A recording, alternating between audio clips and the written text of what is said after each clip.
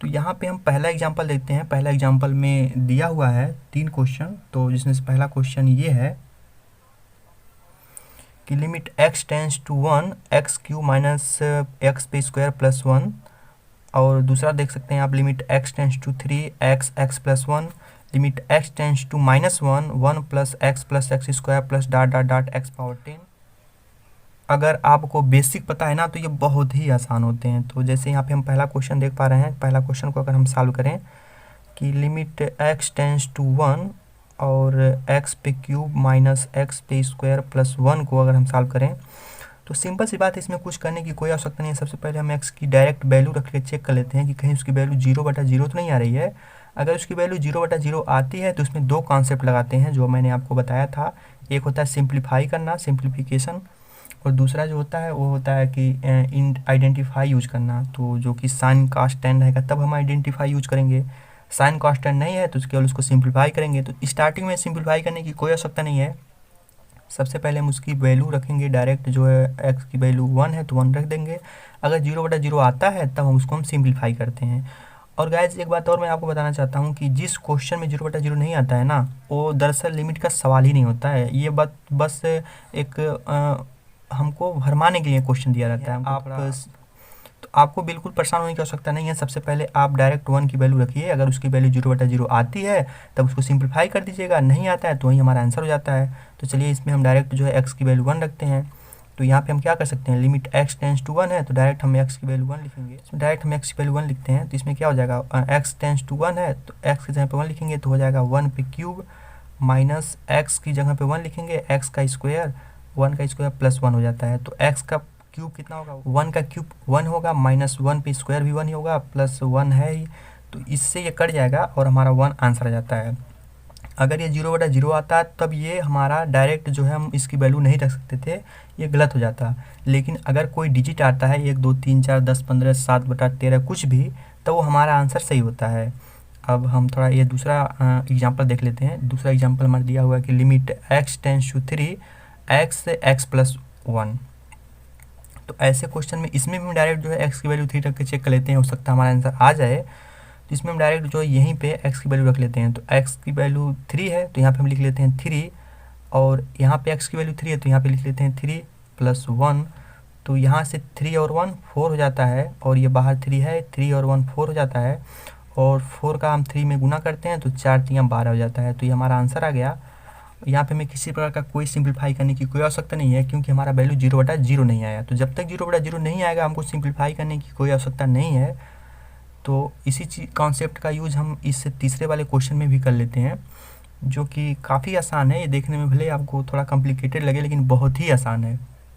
और इसमें आपको थोड़ा सा एक पॉइंट ये भी समझना होगा। तो चलिए पहले इसको हम सॉल्व करते हैं फिर देखते हैं। तो तीसरा जो क्वेश्चन है उसको अगर थोड़ा आप ध्यान से देखेंगे तो लिमिट x टेंस टू -1 है, यानी कि जो x की वैल्यू है वहाँ पे हमको -1 रखना है। इसके पहले हमने क्या रखा था, x की वैल्यू 1 रखा था, 3 रखा था, लेकिन अब हमको क्या रखना है, -1 रखना है। तो यहाँ पे डायरेक्ट हम पहले -1 रख करके चेक कर लेते हैं। अगर उसकी वैल्यू 0/0 आ जाती है तब इसको हम सिंप्लीफाई कर देंगे, नहीं आता है तो हमारा आंसर सही हो जाएगा। तो जहाँ जहाँ पे x है वहाँ पे -1 लिख देते हैं। तो फिर देखते हैं, 1 है प्लस x की वैल्यू हम लिख देंगे -1, प्लस है तो प्लस लिख देंगे, x के जगह पे -1 लिख देंगे, उसका वो स्क्वायर कर देंगे, प्लस जो है -1 पे क्यूब प्लस -1 पे 4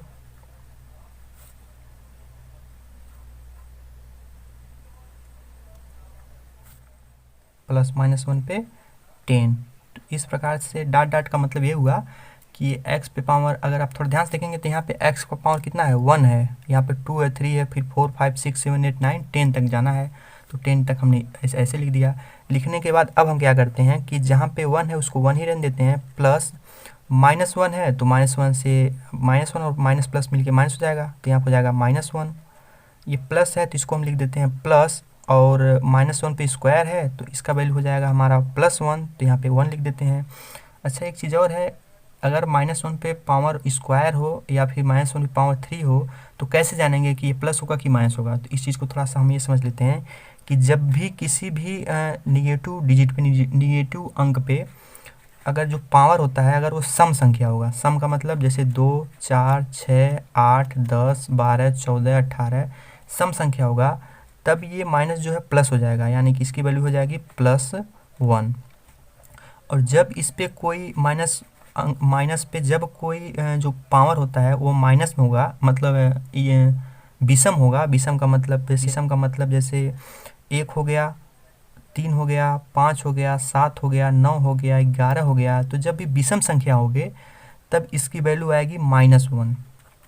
ठीक है, तो यानी कि जब भी किसी भी निगेटिव अंक, -1 की बात नहीं है, कोई भी अंक हो, जैसे -8 है और इस पर अगर जो पावर है, जो घातांक है, वो अगर सम संख्या है 2 4 6 8 10, तो वह धनात्मक हो जाता है, ये धनात्मक 8 हो जाएगा।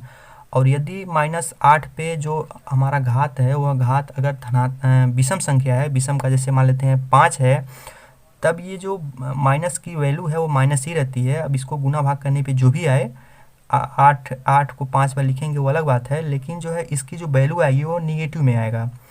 तो यहाँ से हम सम और विषम से जान लेते हैं। तो यहाँ पे अगर हम देखें ध्यान से तो ये सम है, तो इसलिए हमने लिख दिया यहाँ पे धनात्मक। और ये क्या है, विषम है, तो ये क्या हो जाएगा, ऋणात्मक हो जाएगा। फिर ये यहाँ पे धनात्मक हो जाएगा, फिर ये ऋणात्मक हो जाएगा, फिर ये धनात्मक हो जाएगा, फिर ऋणात्मक होगा, ऐसे एक ऋणात्मक और एक धनात्मक, क्योंकि एक सम है एक विषम है। तो इस प्रकार से एक ऋणात्मक, एक धनात्मक, एक ऋणात्मक, एक धनात्मक, ऐसे कर देंगे। और लास्ट में हमारा क्या आएगा, एक ऋणात्मक एक धनात्मक आ जाएगा। ठीक है, तो इस प्रकार से हमारा कितना है, 1 2 3 4 5 6 7 8 9 10 11, 1 2 3 4 5 6 7 8 9 10 11, यहीं तक होगा। और इसको हटा देते हैं। तो लास्ट में हमारा -1 पावर सम संख्या है, तो सम संख्या मतलब धनात्मक आएगा। अब हम क्या करेंगे कि इस धनात्मक से ऋणात्मक काट देंगे, प्लस से माइनस, प्लस से माइनस, प्लस से माइनस, प्लस से माइनस कट जाएगा, और 1 जो है नहीं कटेगा। वो 1 कौन नहीं कटेगा, ये वाला जो बच रहा है हमारा। तो बेसिकली 1 हमारा आंसर आ जाएगा। अगर ये आंसर 0/0 में आता है तो इसमें हम थोड़ा सा कुछ मॉडिफाई करते हैं इस क्वेश्चन में, लेकिन हमारा सीधे सीधे 1 आ रहा है, तो इसलिए यही आंसर सही हो जाता है। तो आई होप आपको काफ़ी अच्छे से समझ में आ गया होगा। फिर मिलते हैं अगले वीडियो में, तब तक के लिए टेक केयर, बाय बाय।